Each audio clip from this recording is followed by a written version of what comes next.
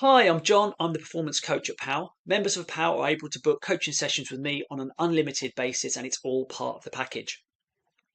So recently, I held a live coaching workshop based around goal setting for our members to help them visualize their goals and so they can take the best actions that help them move forward in that direction. Oh, by the way, all the workshops are available for our members to watch on replay and remain part of the back catalogue as well for any new members to watch back to.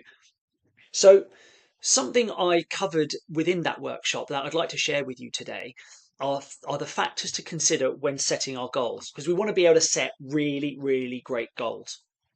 So, goal setting increases our accountability to ourselves, and it's probably one of the main reasons why we unconsciously choose not to set goals in the first place. It can feel a bit sticky, and it can be somewhat difficult to shine a light upon ourselves, right? But it isn't about the failing or the succeeding. It's about the taking part in the process. Even if we don't even reach that goal that we set, we're more than likely to make more progress by setting the goal than even if we didn't in the first place. So the four factors we should be looking at here are the goal, obviously, okay, the time frame, your ability, and also risk. Outside of a trading environment, you could swap risk out to be what you're willing to do or the resources that you've got. Those two also apply there within the trading environment. For this example, I'm gonna label it as risk. So, if we aren't realistic in balancing these and set big, unrealistic goals, we can very quickly see that we're not going to make much progress and we can start losing motivation. It's one of the main reasons why people set a goal and then just fall off the wagon soon after. But think just after Christmas, January, get on the weighing scales, develop a few grey hairs while looking at the weighing scales, then set a goal that really in hindsight was quite unachievable with a weight target or the amount of times you're going to go to the gym, and it just ended up being unrealistic for where you're at the moment, and therefore you don't end up continuing because you just keep seeing failure and failure as your goal gets further and further away. Well, that was nothing to do with your ability in the first place. It was just down to your goal, and you set an unrealistic goal for where you're at, and therefore then you just kept experiencing failure just simply because of those landmarks you put out. So you can see how that could go the wrong way. But on the other hand, if we don't consider these factors as well and we set small goals, we might achieve them really quickly without much effort and may not actually reach our potential and what we were capable of. And so, we could just end up leaving so much more on the table and be much more further ahead in whatever factor or sector or topic that you were looking to focus on. So let's have a quick look at these. So you've got goal to the time frame. So quite obviously, the bigger the goal, then you might want to be looking at making the longer the time frame. So when I say time frame, I mean the deadline that you'll be looking to get it done in. So, but then likewise as well, if you prioritize the time frame over the goal. So, for instance, if you've got an event in mind, so by the time you're X age, or by the time or like an event. So by the time of your retirement, or by the time the kids go to school, or by the time the kids go to university. So if you prioritize the time frame, depending on how far away that is, that will also then influence the size of the goal. And then you're looking at risk to goal as well. So what you're willing to do, or the risks you're willing to take, can also determine the size of your goal.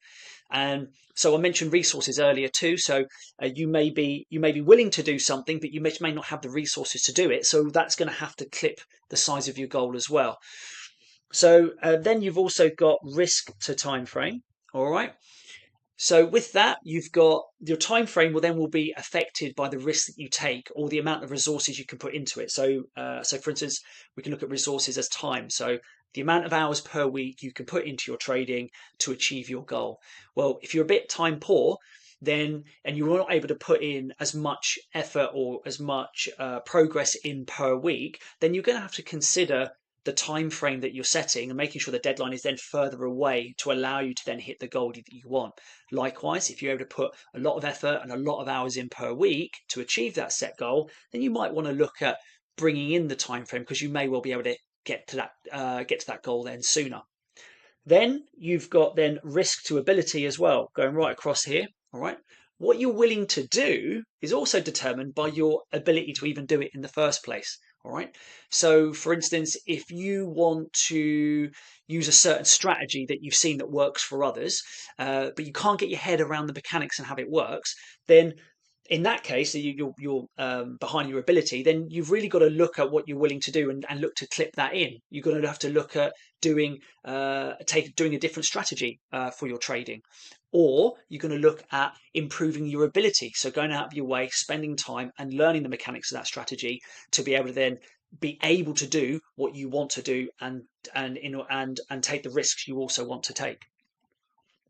Then you've got ability to goal as well. Naturally, your ability will determine how big your goal will be.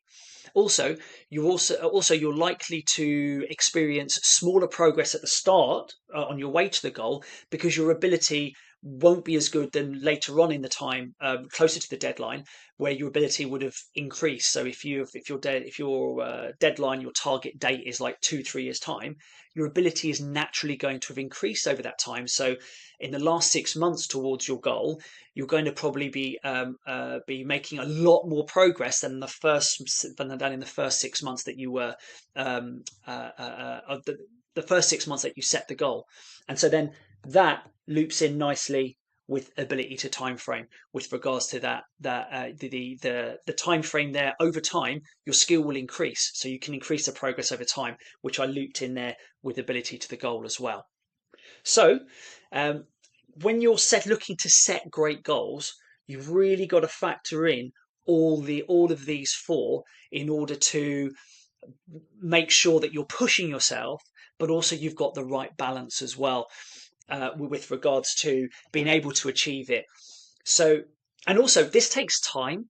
So it takes practice in knowing yourself, knowing your ability, knowing how honest you can be with what you're willing to do as well. So just get on, set those goals, experiment, see how you're going, and use it as a continuous feedback loop to keep balancing these four factors until you get that right and you feel that really great motivation and you're able to make sustained progress as well.